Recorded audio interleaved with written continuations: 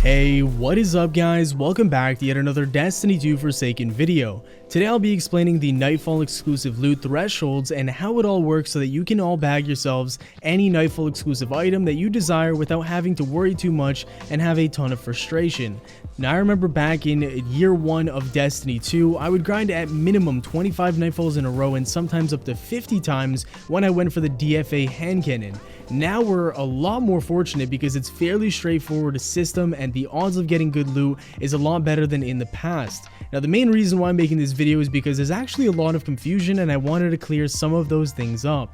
So first of all, there are 4 different score thresholds which are static for all Nightfall strikes. You don't need to meet any of these thresholds to get a Nightfall exclusive item if you're super lucky, but obviously these do increase your odds, so it's worth doing it because this does affect it every single time you do a Nightfall. So the thresholds themselves are 30k, 60k, 100k, and finally the best one, 200k.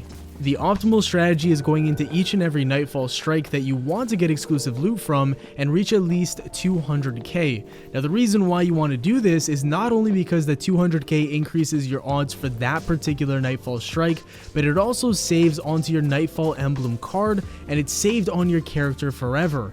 This means that the higher chances you gain stick with you every single time that you do the Nightfall strike, no matter how much score you get in those follow-up runs. This is great because you can simply do speed runs after the 200k and only get about 15 to 20k score with the best possible modifiers on to help you and your fire team maximize time. So this is really the farm that you're going to want to do. So let's talk about what modifiers you're going to need to really get that 200k threshold each and every single time. So first off, you want to make sure that you have Solar Singe on if you're using something like the 1000k voices, the sleeper, whisper of the worm, anything like that. And then for the negative modifiers, you can really run whatever you want and whichever is your specific preference, but me and my fire team run blackout, attrition, and extinguish. Now of course we mix and match those a little bit, so feel free to do that yourselves. And then for the handicap, you need to go for something drastic. Me and my fire team usually does -60, which would put us at 540 power level, which is the recommended for a Nightfall strike. Now feel free again to customize this to your liking, but make sure the multiplier is at least ×5. With the above multipliers, you'll be at about 5.25 if I remember correctly. Now as you all know, the Mindbender's Ambition farm from a few weeks ago still works from my understanding, and my friends always ask me why I was getting more Nightfall drops than them. Well, the answer didn't have anything to do with my so-called streamer or content creator luck, but the fact that I actually had the highest threshold for the strike at 200+k while they didn't have that. So this actually skewed the drop rate for me and I was able to get more drops consistently. Now don't expect this 200k threshold to start dropping Nightfall weapons after every single completion. It's not going to increase your odds by anything drastic like 500%. I believe it actually increases it by about 50% for the highest threshold, which is definitely worthwhile and very noticeable.